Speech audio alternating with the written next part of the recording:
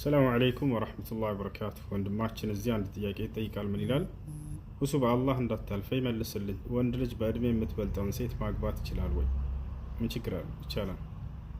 ነቢያችን ሰለላሁ ዐለይሂ ወሰለም ያገቧት የመጀመሪያ ሚስታቸው በእድሜ እንደምትበልጣቸው ይታወቃል። እናታችን ኸዲጃ ረዲየላሁ ዐንሃ እና ችግር የለው። ለትዳር መስፈርት እድሜ አይደለም፣ ዲንና አኽላቅ ነው። ነቢያችን ሰለላሁ ዐለይሂ ወሰለም ያስቀመጡት ቃለ ነቢዩ ሰለላሁ ዐለይሂ ወሰለም ኢዛ ጃአኩም መን ተርደውነ ዲነሁ ወኹሉቀሁ ፈዘውጁህ ኢላ ተፍዐሉሁ ተኩን ፊትነቱን ፊል አርድ ወፈሳዱን ዐሪድ። ነቢያችን ሰለላሁ ዐለይሂ ወሰለም ብላሉ፣ ዲኑንና ስነ ምግባሩን የምትወዱለት ሰው መጥቶ ልጃችሁን ለትዳር ከጠየቃችሁ ዳሩት ብለዋል።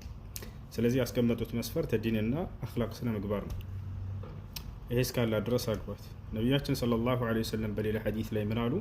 ቱንከሑ ልመርአቱ ሊአርበዕ ሊማሊሃ ወሊጀማሊሃ ወሊሐሰቢሃ ወሊዲኒሃ ፈظፈር ቢዛት ዲን ተሪበት የዳክ አሉ። ሰዎች ሴት ልጅን ለአራት ነገር ብለው ያገቧታል አሉ። የሰዎችን ምርጫ ነው እየገለጹ ያሉት። መጨረሻ ላይ የራሳቸውን ምርጫ ያስቀምጣሉ። ለምን ብለው ያገቧታል?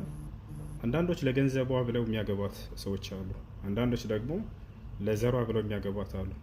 ሌሎች ደግሞ ለውበቷ ብለው የሚያገቧት አሉ። ሌሎች ደግሞ ለዲኗ ለሃይማኖቷ ብለው የሚያገቧት አሉ። ከዚያም ነቢያችን ሰለላሁ ዐለይሂ ወሰለም የራሳቸውን ምርጫ ሲያስቀምጡ ዲን ያላትን አግባና እድለኛ ሆና አሉ ነቢያችን ሰለላሁ ዐለይሂ ወሰለም።